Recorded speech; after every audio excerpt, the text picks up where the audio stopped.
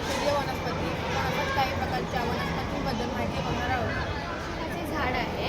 अशोकाचे आपल्याला अनेक फायदे आहेत. अशोकाच्या सालीमध्ये व पानांमध्ये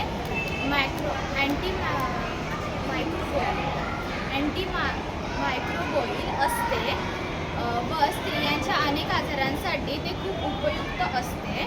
आपण अशोकाच्या पानांचे व सालीचे सेवन केल्याने आपण निरोगी राहतो. एलोवेरा असे म्हणतात. कोरफड ही घरामध्ये व बाहेर या ठिकाणी लावली जाते. कोरफडच्या झाडाला काटे असतात, पण ते आतमध्ये त्याचा सफेड कलरचा गर असतो. कोरफडीचा उपयोग आपल्याला केसांसाठी लावू शकतो. म्हणजे डोक्याला शांतता राहावी यासाठी आपण कोरफडीचा गर लावू शकतो व कोरफडीच्या गरामुळे आपल्याला आपलं सौंदर्य प्रसाधनासाठी उपयोग होतो.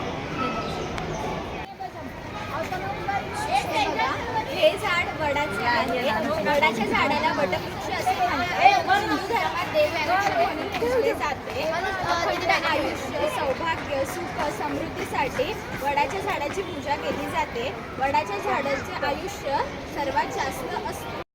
हा कडुलिंबाचं झाड आहे. याचा उपयोग मधुमेही रुग्णासाठी खूप उपयोगी आहे. मधुमेह रुग्ण ज्याला आहे त्यांनी या पाल्याचा रस दररोज पिला तर त्यांना त्याच्यातून खूप फरक पडू शकतो आणि आपणही या पाल्याचा रस पिला तर आपल्या आरोग्यासाठी ते खूप फायदेशीर. ही तुळस आहे. तुळस ही अँटीऑक्सिडंट व फायटोकेमिकल यांनी समृद्ध